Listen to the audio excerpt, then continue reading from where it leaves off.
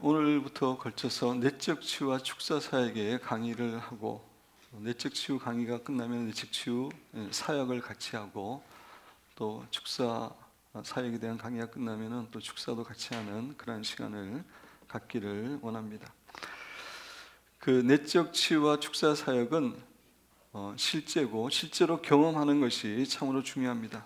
그럼에도 불구하고 이런 강의를 하는 목적은 그 내적 치유라는 게 정확하게 무엇인지 알아야지만이 좀 더 효과적으로 내적 치유가 가능합니다. 그리고 내적 치유 강의를 듣게 되면은 어떻게 해서 사람들이 상처를 받고 아픔을 당하게 되는구나, 그런 부분도 알게 되시고, 또 여러분의 자녀들을 키울 때 어떻게 하면 또 자녀들이 상처를 받고 아픔이 되겠구나, 그런 부분에 대해서도 많이 배울 수 있습니다. 그리고 또 여러분이, 우리 교회는 이제 목장교회고, 또 우리가 다 이런 내적 치유 사역을 해야 되는 사람이 돼야 되기 때문에 이런 강의를 들으면은 그렇게 사역할 때에 또 여러분에게 도움이 됩니다. 우리는 지금까지 살아오면서 많은 상처와 아픔을 받아왔습니다. 부모님이나 형제나 학교 친구들이나 선생님들이나 아니면 잘 몰랐던 사람들에게서 셀 수 없는 수많은 상처와 아픔을 받고 살아왔습니다. 그런데 마음의 상처와 아픔들이 과거의 일로 다 지나간 것 같은데, 사실은 우리의 의식과 잠재의식에 남아서 우리에게 여러 가지 영향을 끼치고 있습니다. 예를 들어 설명드리면은, 큰 나무를 자르면은 단면이 나오죠. 큰 나무니까 수많은 나이테들이 있습니다. 근데 이제 우리가 보면 잘 모르지만 그 나무에 대한 전문가들이 보면은 이 나무 안에서 나무의 그 지나온 과거의 역사를 알 수 있습니다. 그러니까 예를 들어서 이때는 큰 홍수가 있었다, 이때는 화재가 있었다, 이때는 가뭄이 있었다, 이렇게 그 나무의 과거가 다 지나간 것 같은데 사실은 나무 안에 그 과거가 다 있습니다. 그죠? 있고 그것이 영향을 끼쳐서 현재의 나무가 되었습니다. 우리도 마찬가지입니다. 우리의 마음 의식가 안에도 여러 가지 과거의 상처와 아픔들, 실수들, 또 범죄한 것들, 고통들이 남아서 사실은 아직까지 우리에게 삶에 영향을 미칩니다. 그래서 과거의 어떤 사건을 생각하면은, 그 사건만 생각하면은 갑자기 막 부끄러운 생각이 듭니다. 어떤 사건을 생각하면은 갑자기 화가 나고, 어떤 사건을 생각하면은 괜히 마음이 슬퍼지고, 어떤 사건을 생각하면은 마음이 불안해지고, 이런 일들이 있습니다. 물론 어떤 사건들은 이렇게 떠올리면은 너무나 흐뭇하고 너무나 감사하고 기쁘고 그러한 사건들도 있습니다. 이렇게 과거의 사건들이 여전히 우리의 삶에 영향을 끼칩니다. 근데 우리에게 좋은 영향을 끼치는 것은 상관없죠. 너무나 감사한 일이지만 우리에게 나쁜 영향을 끼치는 것에 대해서는 치유를 해야 됩니다. 근데 너무나 감사하게도 하나님은 우리의 과거의 그런 상처 아픔들을 다 치유하실 수 있는 그런 분입니다. 하나님은 우리의 과거의 사실을 변경시키지는 않죠. 하나님이라도 과거의 사실을 변경시키지는 않습니다. 그렇지만 과거의 악영향으로부터 우리를 해방시켜 주실 수는 있습니다. 그 내적 치유가 무엇인지 제가 이제 쭉 설명을 드리겠지만, 그 전에 여러분의 이해를 돕기 위해서 하나의 이야기를 말씀드립니다. 제가 미국에 있을 때 플로신학교에서도 내적 치유 강의를 듣고 이렇게 했고, 또 다른 이렇게 내적 치유를 이렇게 전문적으로 하시는 그런 곳에 가서 배우면서 그 내적 치유를 받았습니다. 오래 받은 건 아닌데 중요한 부분을 받았습니다. 저는 본래 우리 부모님이 계획해서 태어난 아이가 아니라 부모님이 실수해서 태어난 아이입니다. 부모님이 자녀를 가질 마음이 없었는데 그냥 실수해서 제가 이렇게 태어났습니다. 이런 경우에 이렇게 원치 않았는데 태어났기 때문에 자아상의 문제가 대부분 있습니다. 그죠? 부모님이 원해서 태어난 게 아니라 원치 않았는데 이렇게 실수로 태어났기 때문에. 그래서 이제 그 부분을 이제 그 상담자하고 이야기하니까 내가 태어난 그 집의 모습을 아냐고, 그래서 모르겠다고, 그냥 대구인데 시골에 그 대구에서 어떤 집에서 그 형무소 간사에서 아버님이 그 공무원이셨기 때문에 태어난 것 같다고 그랬더니 그때로 돌아가자고. 그래서 이제 태어나는 그 장면을 이렇게 묵상하자고 이렇게 하는데, 이제 어머님이 계시고 내가 이제 태어나고 옆에 이제 돕는 사람이 있고 그렇게 이제 보이더라고요. 그러면서 계속해서 그 사람들 외에 다른 게 보이는 게 없냐고. 그래서 계속 이제 묵상을 이렇게 바라보는 가운데 그 집안에 예수님이 계시고 천사들이 나팔을 불고 막 즐거워하더라고요. 그 광경이 보이더라고요. 그러면서 나는 우리 부모님이 실수를 해서 태어난 사람이 아니라 정말 주님의 계획 가운데, 주님이 기뻐하시는 가운데 태어났다라고 하는 것을 이렇게 깨닫게 되면서 그런 이제 상처들이 이렇게 치유되는 것을 경험했습니다. 그래서 내적 치유는 우리의 과거에 상처받고 아픔을 받던 그때로 이렇게 돌아가는데 그 장면에서 예수님이 함께 계셔서 예수님이 어떠한 일을 하시는가 본다든지, 아니면 예수님께서 그때 우리에게 말씀하시는 것을 들음으로 우리가 과거의 그 상처 아픔으로부터 치유되는 것입니다. 그러니까 내적 치유의 가장 중요한 그 부분이 이 부분이에요. 그죠? 아픈 과거로 돌아가지만 그곳에서 예수님이 하시는 활동을 보고 예수님이 나한테 말씀하시는 것을 통해서 과거의 상처가 치유되는 것입니다. 이제 더 구체적으로 이제 설명을 좀 드리도록 하겠습니다. 내적 치유의 정의, 데이비드 시멘즈. 상한 감정의 치유인가요? 상한 마음의 치유인가요? 제가 그 책 제목이 헷갈리는데 정말 그 내적 치유에 대해서 아주 고전과 같은 그런 책을 쓰신 분입니다. 이분이 내적 치유에 대해서 정의를, 내적 치유란 기독교 상담과 기도의 한 형태이다. 이제 성도를 상담하고 위해서 기도해 주는 한 가지 방법이라는 것입니다. 내적 치유는 감정적, 영적 문제들에 대한 성령의 치유 능력에 중점을 두는 사역이다. 내적 치유는 육적인 그 질병의 치유보다는 감정적인, 영적인 문제들을 치유하는데, 그 치유가 사람의 힘이나 카운셀링 지혜로 치유하는 것이 아니라 성령의 역사하심으로 치유되는 것, 그것이 내적 치유입니다. 근데 이제 많은 경우에 육체의 질병이 그 마음에서 오잖아요. 그죠? 옛날에는 의사들이 70% 정도 온다고 이야기했는데, 최근에 제가 어떤 또 책을 보니까 거기는 90% 이상이 육체의 질병이 마음에서 온다고 이야기합니다. 그래서 내적 치유를 통해서 마음의 문제들이 치유되면은 많은 경우에 내적으로 치유되면서 그냥 질병이 그 순간에 이렇게 떠나가게 됩니다. 질병 위해서 기도하지 않아도 그만큼 내적 치유가 파워풀하고요. 그 다음에 베프티 탑스캇이라는 분이 어떻게 정의를 내리는지 보겠습니다. 내적 치유란 속사람의 치유이다. 속사람 마음이죠, 그죠? 우리의 마음을 치유하는 것입니다. 그것은 마음, 감정, 고통스러운 기억, 꿈도 좋은 꿈이 아니라 나쁜 꿈을 이렇게 자주 이렇게 꾸는 수가 있는데, 그런 것들을 다 치유하는 것을 포함하는 겁니다.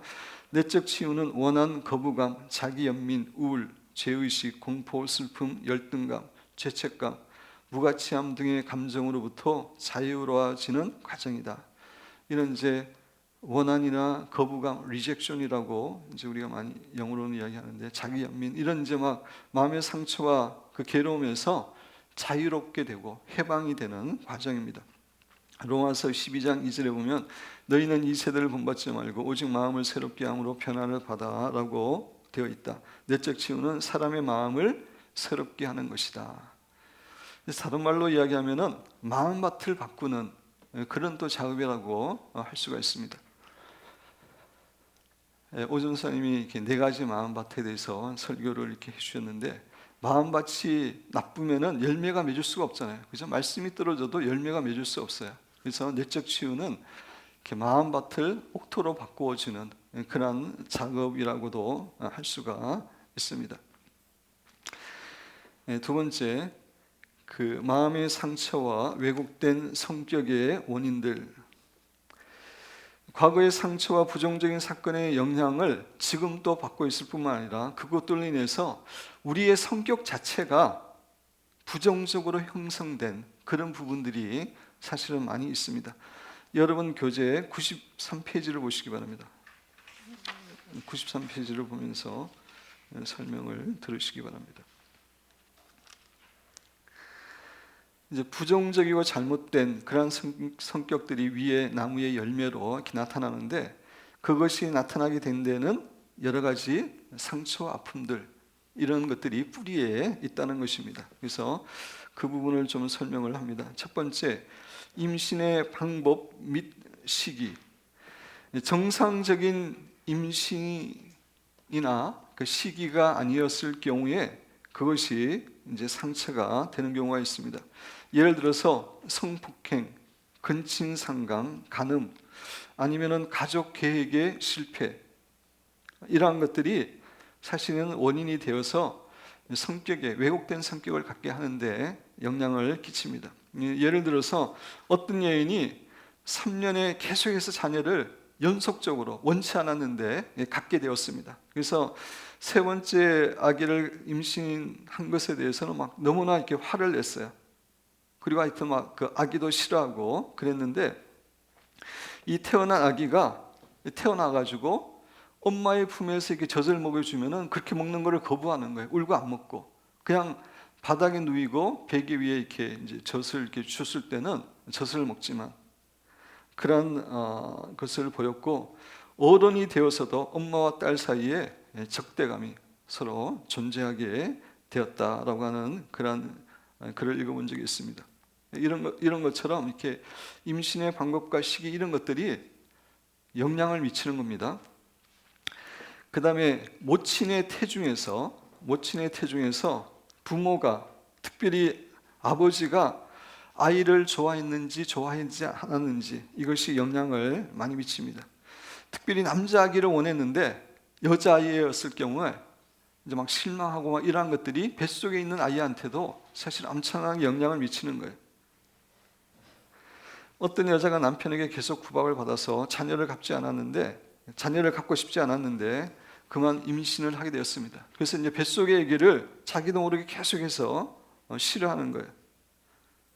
근데 이 아기도 자라가지고 아무런 이유가 없는데 자기의 자녀를 갖기를 원치 않는 그런 자녀가 되었다고 하는 글도 읽어본 적이 있습니다. 뱃속에 있을 때 아버지가 어머니에게 폭력을 많이 가했을 경우에 그 엄청난 두려움이잖아요. 그죠? 엄청난 두려움이 또 이렇게 결국 나중에 잘못된 성격을 갖는데 영향을 끼치게 됩니다. 그런 점에서 태교가 너무나 중요해요. 그죠? 뱃속에 있는 아이가 다 사실 알아듣고 다 이렇게 상황을 이해하기 때문에 엄청나게 상처와 고통을 당할 수 있습니다. 제가 종종 이 얘기를 하지만, 그 홍 목사가 은총이를 임신했을 때 저희 어머님이 다른 얼굴의 다른 부분은 다 닮아도 좋다, 눈만 닮지 말라, 그 말을 늘 이렇게 뱃속에 있는 애기한테 했어요. 은총이한테 눈만 닮지 말라, 눈은 꼭 아빠 눈을 닮아야 된다. 근데 얘가 태어났는데 한쪽 눈은 뜨는데 한쪽 눈은 3일 동안 안 뜨는 거예요. 그래서 이제 저희 어머님이 얘야 눈 작아도 좋으니까 눈 떠도 좋다, 이렇게 어머님이 이야기를 하는 순간에 얘가 눈을 뜨더라고요. 얘가 뱃속에서 자기 눈이 작은데 엄청나게 부담이 돼가지고 눈을 못 뜨고 있는 거예요. 그죠?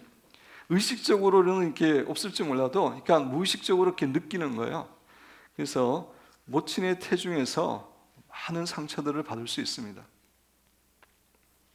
그래서 우리가 받았으면 우리가 치유해야 되고, 우리의 자녀들이 우리 때문에 받았으면은 또 그게 치료받도록 우리가 내적 치유를 통해서 해야 됩니다. 세 번째, 태어날 때의 상황. 뱃속의 세계와 태어나서의 세계가 완전히 다른 세계잖아요. 그래서 이렇게 사실 태어날 때 시간이 어느 정도 걸려야 돼요. 너무 빨리 나와도 아이들이 완전히 다른 세계로 너무 이렇게 나오는 거기 때문에 적응하는 데 시간이 걸리는데 그렇지 못해서 이렇게 충격을 받을 수 있다고 합니다. 그래서 너무 빨리 태어난 경우, 또 기구의 도움을 받아서 출산하면서 제가 뭐 이건 잘 모르지만 이제 머리나 육체에 상처를 이렇게 충격을 받는 경우가 있는데 그럴 경우 또 반대로 너무 오랫동안 진통하면서 이렇게 출산했을 경우 이러한 것들이 아이한테는 그냥 상처가 되는 겁니다. 근데 상처가 끝나는 게 아니라 뒤에 아까 말씀드린 대로 다 이렇게 잘못된 왜곡된 성격으로까지 연결될 수 있다는 것입니다. 네 번째, 모친에 연결되지 않았던 자녀. 아기가 태어난 후에 엄마의 품속에 안기는 게 사실 정서적으로 여러 가지 면에서 너무나 중요한데 이제 너무 조수가라서 인큐베이터에 들어갔다든지 아니면 엄마가 사고로 그냥 출산하다 죽었다든지 어떤 환경 때문에 엄마랑 같이 있게 되지 못했을 때 그때 이제 많은 상처와 아픔을 그 자녀들이 겪게 되는 것입니다. 다섯 번째, 양자로서 입양되어졌을 때 자기 부모님 밑에 있지 못하고 다른 집에 양자로 가게 되면은 얼마나 눈치 보게 되고 그 자체가 마음의 상처가 됩니까, 그죠? 그 다음에 유전적인 거절감.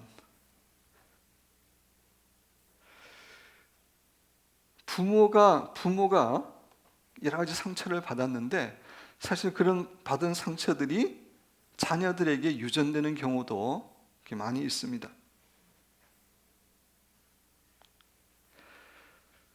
그래서 부모가 이제 상처를 받아가지고 자녀들에게 사랑을 적극적으로 표현하지 못했을 때 자녀들은 그것 때문에 또 거절감을 당하는 거죠. 그죠? 우리 부모는 우리 아빠는 나를 사랑하지 않는구나. 이제 그렇게 그 상처를 받게 되는 겁니다. 유전적인 거절감 때문에. 근데 우리는 이제 부모로부터 유전되는 게 육체적인 것만 많이 유전된다고 생각하는데 사실은 심리적인 거나 영적인 거나 정신적인 것도 사실 유전이 많이 됩니다. 그런 관점에서 부모님의 잘못된 그런 것들을 우리가 철저하게 거부하고 대적하고 하나님께서 예비하신 좋은 것들만 우리에게 오도록 기도하는 게 필요한데 우리가 나중에 이제 기도할 때 다 기도하겠지만 거기에 대한 자료를 제가 여러분에게 좀 나눠드리겠습니다. 한번 부모로부터 어떻게 자녀에게 유전되는지 최근에 연구 결과를 통해서 그것을 알게 되었다고 하는 그런 내용입니다.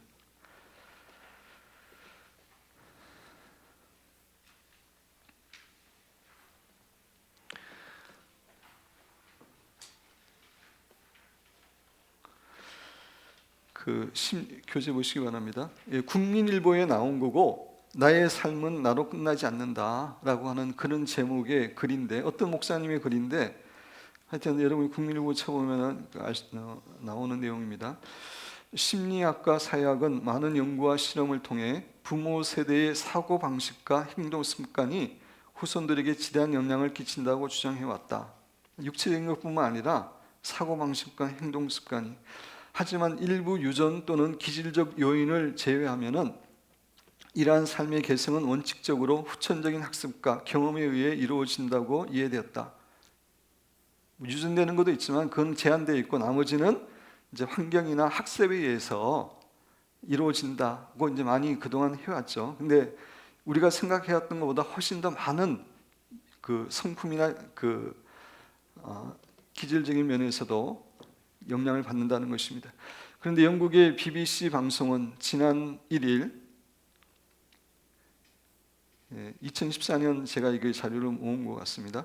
미국 에모리 대학의 놀라운 연구 결과를 보도했다. 그 내용은 전 세대의 행동에 영향을 미친 사건에 대한 기억이 그러니까 부모님이나 그 전 세대에 영향을 끼친 사건이 유전적 개성을 통해 다음 세대의 행동에까지 영향을 미친다는 것이었다.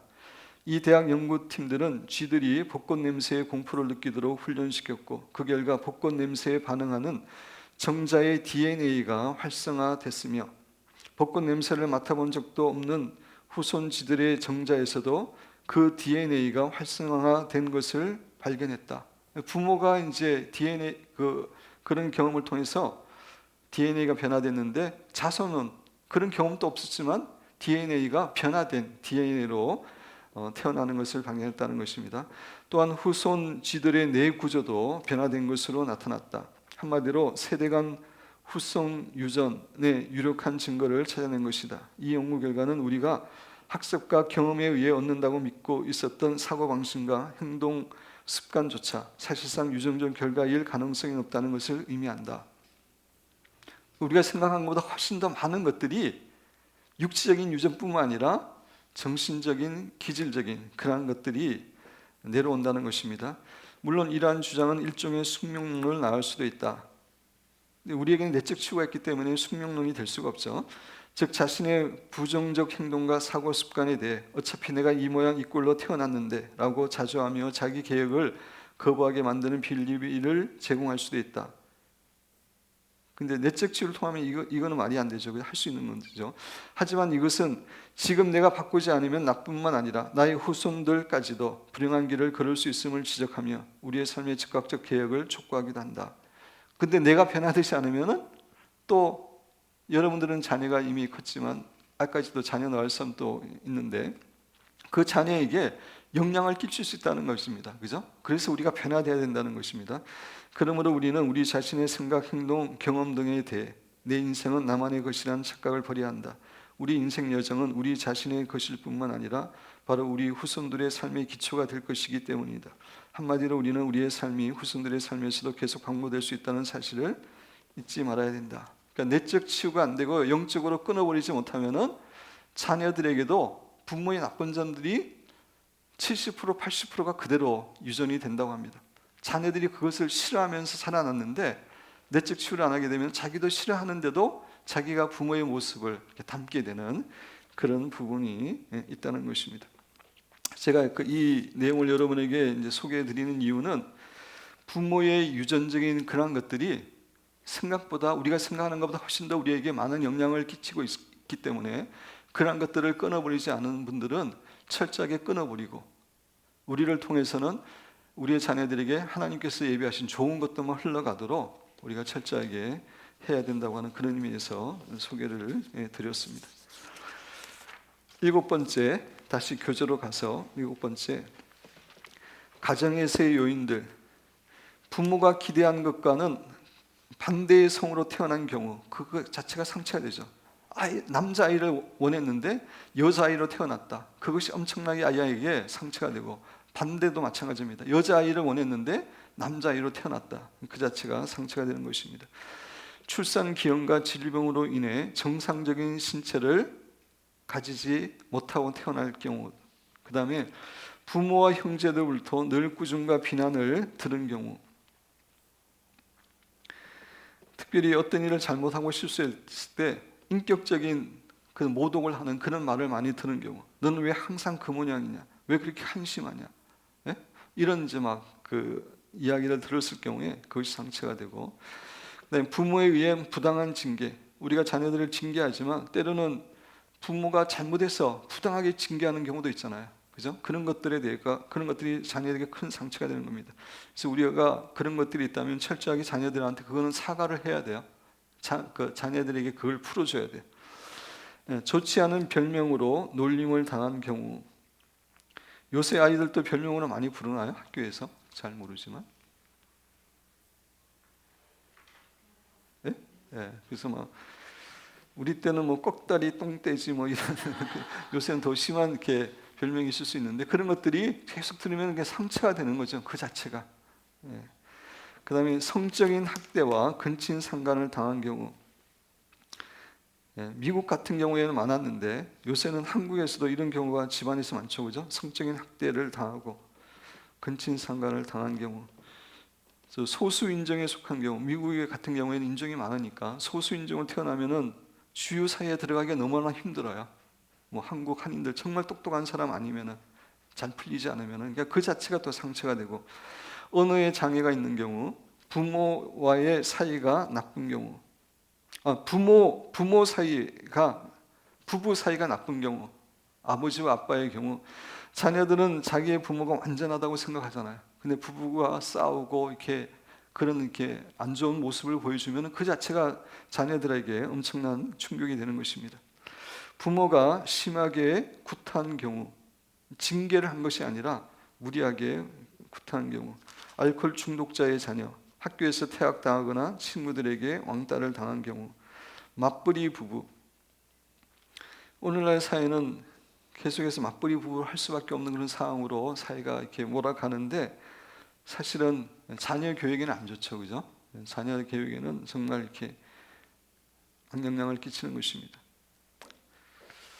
자녀의 학업과 다른 활동에 관심이 없는 부모, 그런 부모를 모시고 있을 때, 형이나 동생은 공부를 잘하는데 자신은 못했을 경우에, 이럴 경우에 그러니까 가정 내에서 엄청나게 이렇게 그 상처를 받는 것입니다. 그것이.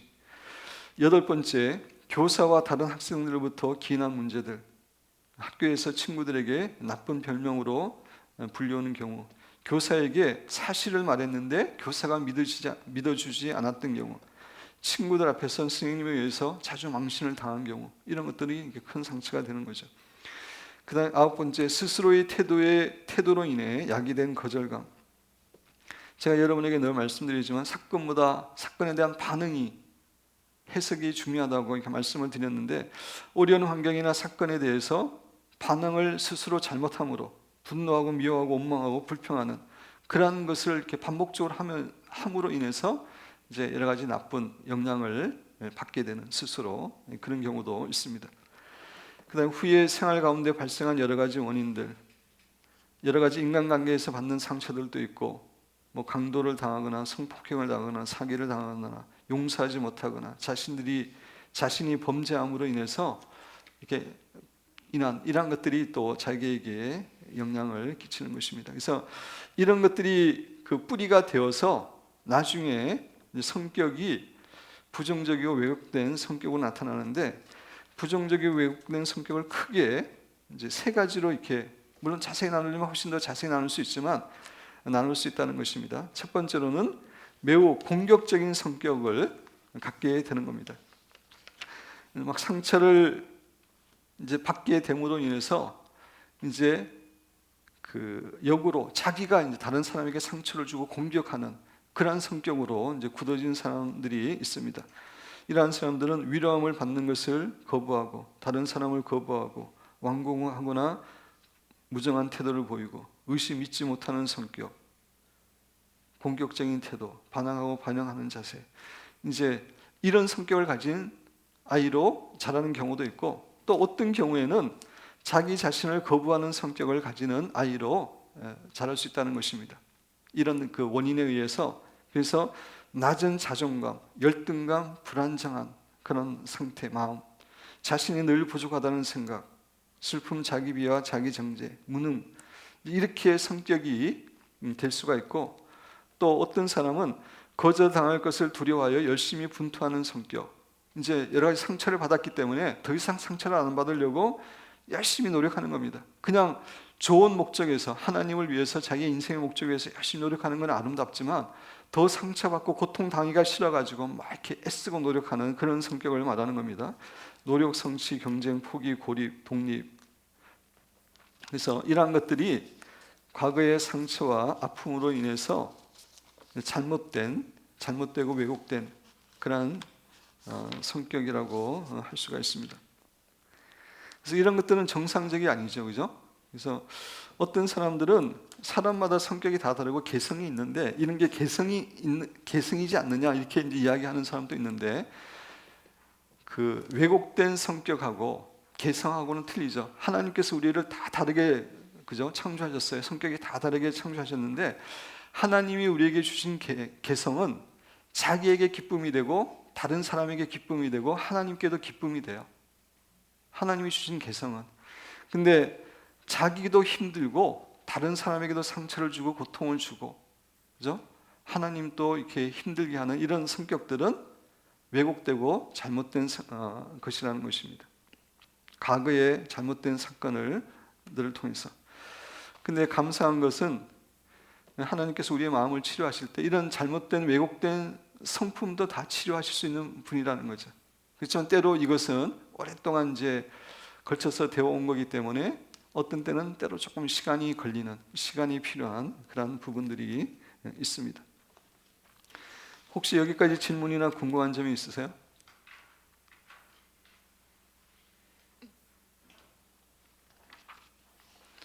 그래서 여러분들이 내적 치유를 이렇게 배우게 되면은 자녀들 키울 때 정말 조심하게 돼요. 네? 물론 이제 자녀들이 너무 아무런 어려움 없이 자라는 것도 문제가 있을 수 있지만, 그러나 우리가 상처를 주지 않아도 될 것은 그죠? 우리가 주의해야 되기 때문에 그런 점에서 이런 것들을 배우면은 자녀들 교육에도 많이 도움이 됩니다. 다시 여러분 교재 83페이지로 이렇게 가서 왜곡된 성격과 하나님께서 원하시는 성격, 그동안 여러 가지 상처와 아픔들을 통해서 왜곡된 이러한 성격들을 마음들을 가지고 있는 것이 하나님께서 원하시는 성격과 마음은 오른쪽에 있는 마음이라는 거죠. 그래서 이제 내적 치유를 통해서 우리의 마음이 이렇게 치유되어야 됩니다. 그 다음에 10번 내적 치유의 역사. 그 내적 치유가 최근 1, 20년 전부터 갑자기 나타난 것이 아니라 사실은 내적 치유는 성경이 가르쳐주고 있는 내용이에요. 역사적으로 오래된, 최근에 내적 치유라는 단어가 나오긴 했지만 내적 치유의 개념은 성경에서부터 있었던 그런 개념입니다. 예수님께서 내적 치유의 본을 보여주셨고 내적 치유를 위해서 사실 오셨어요. 우리의 죄를 용서할 뿐만 아니라 예수님이 오신 중요한 목적 중에 하나는 우리의 마음을 치유하는 것입니다. 그래서 이사야 61장 1절에서 3절, 이 말씀은 예수님이 자신에 대한 말씀이라고 해당해서 이제 이 말씀을 읽으셨잖아요. 그죠? 예수님의 사역에 관한 그런 말씀인데, 주 여호와의 영이 내게 내리셨으니, 성령께서 내게 임하셨으니, 예수님의 사역은 성령님의 사역임을 다시 한번 또 여기서도 이야기해주고 있는 거죠. 이는 여호와께서 내게 기름을 부으사 가난한 자에게 아름다운 소식을 전하게 하려 하심이라. 가난한 자는 실제로 가난한 자기보다는 마음이 가난한 자에게 복음을 전하도록 하기 위함이고, 또 나를 보내사 마음이 상한 자를 고치며, 이게 내적 치유죠. 예수님의 중요한 사역이 마음이 상한 자를 고치는 것입니다. 포로된 자에게 자유를, 포로된 자는 영적으로 포로된 자유예요. 그죠? 축사 사역을 이야기합니다. 예수님의 사역에 내적 치유와 축사 사역은 가장 핵심적인 사역이에요. 포로된 자에게 자유를, 갇힌 자에게 노임을 선포하며, 여기서 갇힌 것도 영적으로 갇힌 자입니다. 축사 사역이죠. 여호와의 은혜의 해와 우리 하나님의 보복의 날을 선포하며 모든 슬픈 자를 위로하되, 이것도 이제 마음을 치료하는 거죠. 무릇 시온에서 슬퍼하는 자에게 화관을 주어 꽃으로 된 그런 관을 주어 그 죄를 대신하며 기쁨의 기름으로 그 슬픔을 대신하며 찬송의 옷으로 그 근심을 대신하시고 그들이 의의 나무 곧 여호와께서 심으신 그 영광을 나타낼 자라 일컬음을 받게 하려 하심이라. 그래서 내적 치유는 오늘날 최근에 갑자기 나타난 사역이 아니라 예수님의 중요한 사역이었음을 우리가 잊지 말아야 됩니다.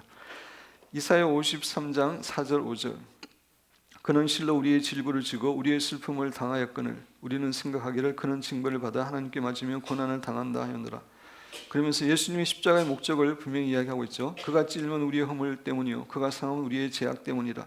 예수님의 십자가의 중요한 첫 번째 목적은 우리의 허물과 죄를 위한 것임을 이야기하고 있고, 그 다음에 그가 징계를 받음으로 우리는 평화를 누리고, 이 평화는 마음의 평화를 의미합니다. 주님이 징계를 받음으로 우리의 마음이 치유되고 평화를 누리고 그가 채찍에 맞음으로 우리는 나음을 입었도다. 여기서 나음은 육체적인 질병을 이야기합니다. 예수님의 구원은 전인적인 구원이죠. 죄에서 구원하여 주는 것만 아니라 우리의 마음을 치유하시고 육체의 질병을 치유하시는 겁니다. 그래서 예수님께서 이 땅에 계셨을 때 내적 치유한다고 하시진 않았지만 사실 내적 치유를 많이 하셨어요. 베드로 같은 경우에도 대시장 뜰에서 숯불 앞에서 예수님을 3번 부인했잖아요. 근데 나중에 예수님이 부활하시고 나서 일부러 숯불을 피워놔요.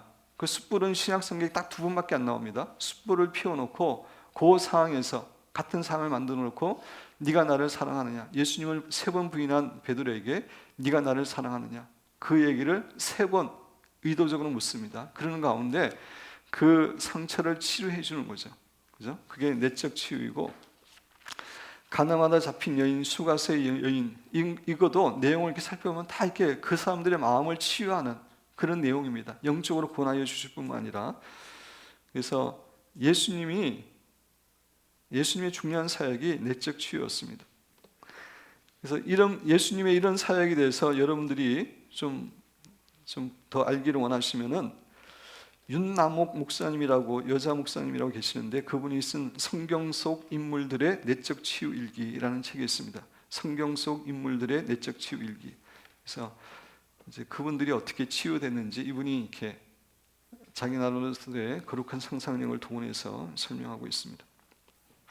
그래서 내적 치유는 갑자기 나타난 사역이 아니라 예수님의 중요한 사역이고, 따라서 우리 교회도 그죠? 교회가 꼭 해야 되는 그러한 사역입니다. 현대의 내적 치유 사역은 이제 최근에 와서 아그네스 샌포드 The Healing Gifts of the Spirit 1966년 이제 아주 최근에 오면서 이제 시작하는 원조와 같은 그런 책이고, 또 데니스 앤드 매튜 린의 이런 책이 있고, 1980년대의 두 저자, 우리가 잘 알고 있는 데이비드 시멘즈 상한 감정의 치유, 이분이 이제 교회에서 실질적으로 많이 이렇게 하고 책을 써서 내적 치유에 대해서 알리는 그런 사역을 했고, 또 한 분은 존 앤 폴라 샌포드라고 하는 분이 저도 이분 책을 많이 갖고 있지만 많은 책을 쓰고 이런 쪽에 사역을 많이 했습니다. 기타에 보면은 그 뒷부분에 닐 앤더슨은 제가 이제 강의하면서 종종 이야기하고, 그 이분이 그 축사 사역을 7가지 단계로 이렇게 하는 교재가 있는데 제가 이렇게 그걸 좀 이렇게 만들고 있습니다. 우리 교회에서도 하려고. 그래서 이분은 이제 성령을 민감하기도 하지만 성령 사역보다는 그냥 말씀 그 자체를 중심으로 해서 축사하고 이제 치유하는 그런 것을 위주로 하시는 분이고, 찰스 크라프트는 제가 이제 플로신학교 교수로서 제가 이분 강의를 이렇게 들었는데, 이분은 이제 성령의 음성을 들으면서 또 귀신들 치료도 하면서 이렇게 사역하는, 닐 앤더슨 같은 경우에는 귀신에게 말할 기회를 전혀 안 주는데, 찰스 크라프트 교수 같은 경우에는 귀신들을 다 치료를 해서 이제 내적 치유를 하는데, 그러니까 미국에는 크게 두 방향이 있는데 두 방향 다 잘해요. 그래서 우리는 두 방향을 이렇게 필요한 대로 이렇게 잘 섞어서 하면 됩니다. 한쪽만 이렇게 취할 필요가 없어요, 그죠? 예수님도 귀신을 치료하셨기 때문에, 예수님이 안 하셨다면 모르겠는데 예수님도 군대 귀신한테 네 이름이 뭐냐 물어보시고 치료를 했기 때문에 요 두 개를 잘 해서 하면 됩니다. 내적 치유의 기본 개념. 근데 강의가 생각보다 시간이 많이 가네요. 저는 오늘 내적 치유로 어느 정도 강의가 끝날 줄로 생각했는데 근데 중요한 강의니까 이번에 시간이 좀 걸리더라도 그죠? 하나하나 차근차근 이렇게 하시면 좋을 것 같습니다. 오늘 조금 더 하겠습니다. 세 번째, 내적 치유의 기본 개념. 첫째, 내적 치유는 의사와 약과 심리학자들을 인정한다. 내적 치유만 중요하게 여겨서 그 사람들을 무시하는 게 아닙니다. 그 사람들이 갖고 있는 진리는, 세상의 모든 진리는 다 하나님께로부터 온 거죠. 그죠? 뭐 뉴턴이 과학자가 어떤 진리를 발견하고 이런 것들이 본래 하나님이 만드신 진리예요. 그래서 비성성적인 진리는 우리가 인정 안 하지만 그 진리에 근거한 이런 의사와 약사와 심리학자들이 하는 거는 다 인정하고 서로 이렇게 협력해서 사역하는 것입니다. 두 번째, 대부분의 육체적인 문제는 감정적인 문제들과 연관이 되어 있다. 아까 말씀드린 대로 육체의 질병이 70%, 최근에는 90%까지 온다고 하는 책을 읽었다고 말씀드렸습니다. 연관이 있습니다. 대부분의 감정적인, 육체적인 문제들이 영적인 문제들과 연관이 되어 있다. 그래서 인간이 육신과 혼과 영으로 구성되어 있고 삼분법으로 이렇게 구분하는 그런 것을 이렇게 논리적으로는 이야기하지만 이게 분리될 수 있는 게 아니죠. 그죠? 세 가지가 밀접하게 연관이 되어서 서로 상호 영향을 끼치는 겁니다. 그래서 내적 치유에서는 그걸 인정한다는 것입니다. 육체적인 문제가 결국 감정적인 문제다, 마음의 문제다. 그 다음에 내적 치유는 전문적인 치유와 서로 보완하는 것이다. 대부분의 경우 내적 치유를 통해서 사람이 새롭게 됐고 치유될 수 있지만, 때로는 전문적인 정신과 의사나 그 도움이 필요할 경우에는 그것을 부인하지 않고 같이 받는 것입니다. 네 번째 내적 치유, 기독교의 내적 치유는 레이 카운슬러들이다. 그 평신도라는 말을 레이 퍼슨, 뭐 레이맨 뭐 이렇게 이야기하잖아요. 그러니까 목회자가 있고 평신도가 있는 것처럼 프로페셔널 카운셀러가 있고 레이 카운셀러는 그냥 정신과 공부를 전문적으로 하지 않았지만 성령의 지혜로 이제 하는 사람들을 레이 카운셀러라고 그러는데, 기독교의 내적 치유는 레이 카운셀러들이 하는 것입니다. 그래서 성령의 음성에 민감해야 되고, 또 내적 치유를 이렇게 어느 정도 배우면은 이렇게 할 수 있고, 또 이것도 계속해서 개발해 나가는 거죠. 처음부터 뭐 완벽한 수준 사는 게 아니라 자꾸 하면서 내적 치유하는 것이 개발이 됩니다. 다섯 번째, 기도하는 가운데 하나님의 능력을 사용한다. 내적 치유는 기도 과정이고 결국 하나님의 능력, 성령의 능력으로 이렇게 하는 겁니다. 뭐 인간이 할 수 있는 게 아무것도 없습니다. 그런 내적 치유와 축사사역에서는 하나님이 하셔야 되는 겁니다. 내적 치유의 다른 이름, 뭐 내면 치유라고 하시는 분도 있고, 우리 이런 이쪽에 하시는 분들 가운데 마음 치유, 기억 치유. 그 찰스 크라프트는 딥 레벨 힐링, 뭐 깊은 단계의 뭐 힐링, 아니면 프레어 미니스트리. 여러분들이 영어 책을 이렇게 신앙서를 읽어보면은 프레어 미니스트리라는 말이 나오는데, 그게 기도 사역이 다른 걸 이야기하는 게 아니라 이 내적 치유 사역을 프레어 미니스트리라고 이야기합니다. 또는 프레어 카운슬링이라는 말을 하기도 합니다. 내적 치유가 아닌 거하고 내적 치유인 것까지만 오늘 뭐 시간이 갔지만 그래도 또 진도를 나가야 되기 때문에 좀 같이 배워보도록 하겠습니다. 혹시 여기까지 질문이나 궁금한 점이 있으세요? 우리 교회 성도들 너무 질문을 안 하시는 것 같아요. 질문을 해야지 또 도전을 받고 또 생각도 하게 되고 새로운 것도 준비하고 그럴 텐데, 내적 치유가 아닌 것. 첫째, 내적 치유는 정신치료법이 아닙니다. 그죠?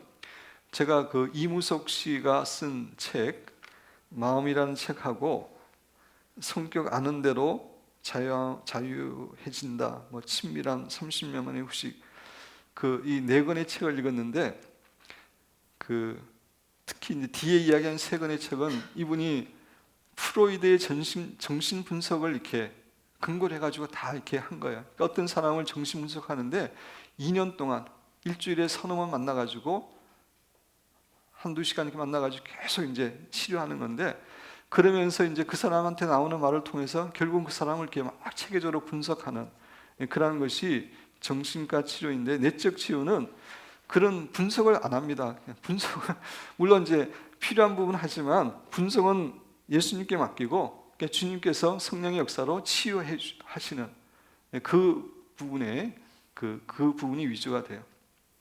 그래서 이무석 씨 하는 거 보니까, 야, 시간도 많이 걸리고 돈도 많이 들고, 뭐 그렇다고 그게 100% 되는 것도 아니고, 그래서 참 이렇게 내적 치유가 교회에서 많이 배워져서 잘 활성화해야 되겠다. 제가 그 책을 읽으면서 그런 생각을 많이 했고, 그 다음에 프로이드의 그 학설에 근거한 거기 때문에 상당히 위험한 부분도 있더라고요. 이 정신 분석이라는 게. 근데 내적 치유는 그런 게 아니라는 것이, 막 분석하고 이게 아니라 이제 분석하더라도 그냥 기도하는 가운데 하나님께서 주시는 것 같고 이렇게 분석하고 그런 겁니다. 두 번째, 내적 치유는 적극적 사고 방식이 아니다. 나는 할 수 있어. 그러면서 우리가 우리의 의지로 내 마음을 바꾸고 사실을 바꾸고 그런 게 아니라는 겁니다. 성령의 사역이지. 세 번째, 내적 치유는 새로운 형태의 명상이 아니다. 미국 같은 경우에 뉴에이지에서 여러 가지 명상을 하는데 그런 새롭게 명상하는 한 가지 방법도 아니라는 것입니다. 내적 치유는 도피주의가 아니다. 과거의 상처와 아픔으로부터 도피하는 게 아니고 그 아픔을 직면하는 가운데, 대면하는 가운데 성령님의 도우심 가운데 치유하는 것입니다. 내적 치유는 그룹 치료가 아니다. 뭐 서양에서 여러 가지 이제 그룹 사람들이 서로 나누게 함으로 그 가운데서 치유되는 그런 이제 방법도 쓰는데, 그거는 이제 사람들을 통한 그 치유인데 그런 게 아니라 오직 성령님의 사역이라는 것입니다. 내적 치유는 때때로 개인의 삶 속에서 슬픔을 유발하기도 하지만 슬픔의 사역이 아니다. 때로 이제 눈물 흘리지만 막 눈물을 흘리고 슬퍼함으로 문제를 해결하는 게 아니라는 겁니다. 때로는 당연히 울기도 하죠. 7번째, 내적 치유는 회복을 위한 프로그램도 아니다. 12스텝 프로그램 가지고 알코올 중독자다 이런 이제 그런 것들이 있는데, 그런 것들에 필요한 원리를 조금 인용하긴 하지만 그런 거하고 같은 것은 아니라는 것입니다. 내적 치유는 8번째, 구원이 아니다. 내적 치유 받는다고 구원함을 받는 게 아니라, 구원함을 받은 사람들이 감정적인 영역에서 성령님의 역사와 하나님의 은혜로 치유되는 것, 그것이 내적 치유입니다. 구원받은 사람에게 마음이 치유되는 것입니다. 9번째, 내적 치유는 유해지 운동의 일환이 아니다. 유해지 운동 제가 간단히 지난주에 설명드렸지만, 우리 인간에게는 신성이 있는데 그걸 발견하게 되면 우리가 신처럼 살아갈 수 있다, 이런 개념의 운동이 아니라는 것입니다. 마지막으로 내적 치유는 만병통치약이 아니다. 이제 내적 치유를 받게 되면 상처받은 감정에서 해방이 되고 죄를 짓는 충동이 줄어들고, 영혼이 없어지는 건 아니죠. 일평생 우리가 살아가면서 그 충동이 있는데 그도 치유되면 많이 줄어들고 우리가 관계가 회복이 되고 믿음도 이렇게 어느 정도 자라는 그런 면이 있지만, 이것이 성화의 훈련을 대신하는 것이 아닙니다. 무슨 얘기냐면은 내적 치유 받았다 그래가지고 예배 안 드려도 되고 성경도 안 해도 되고 기도 안 해도 되고 그래도 계속 성장하는 게 아니라, 그게 마음밭이 치유되는 것이고, 이런 성화의 훈련은, 우리가 해야 될 영적인 훈련은 따로 계속해서 해야 된다는 것입니다. 구체적으로 내적 치유란 무엇이냐? 내적 치유는 해방되는 것입니다. 과거의 고통과 상처와 두려움, 이런 것들로부터 이제 해방되는 것입니다. 그 다음에 내적 치유는 바르게 하는 것이다. 똑같은 쌍둥이로 태어나서 부모님으로부터 똑같은 학대를 당하지만, 하나이는 건전하게 자랄 수 있고 하나이는 아주 삐뚤어지게 자랄 수 있습니다. 그 차이가 뭐예요? 부모에 대한, 환경에 대한 태도, 반응의 문제죠. 그죠? 많은 경우에 그 태도와 반응이 잘못돼서 그런 건데, 이제 치유하는 가운데 올바른 반응을 보이는 사람으로 이렇게 치유되는 것입니다.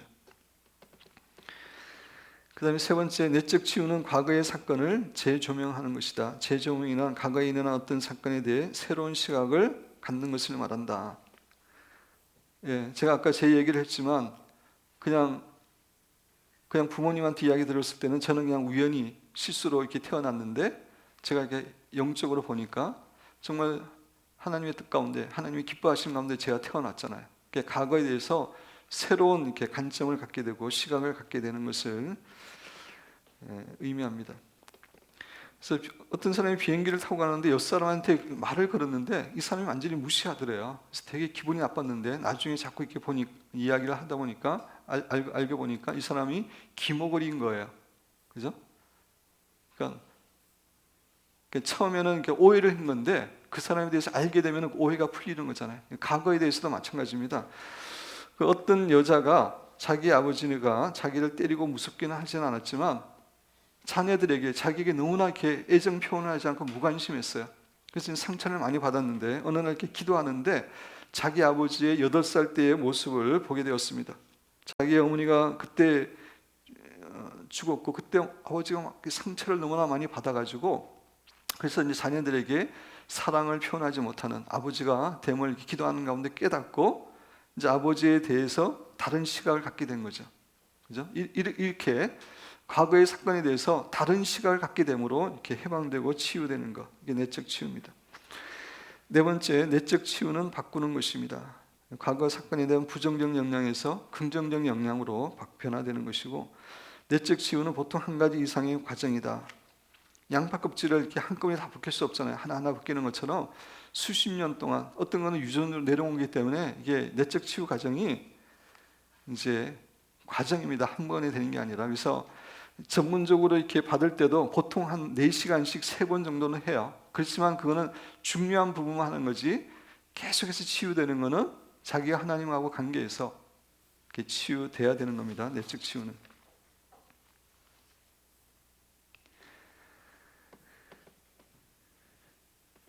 내적 치유는 기억의 치유이다.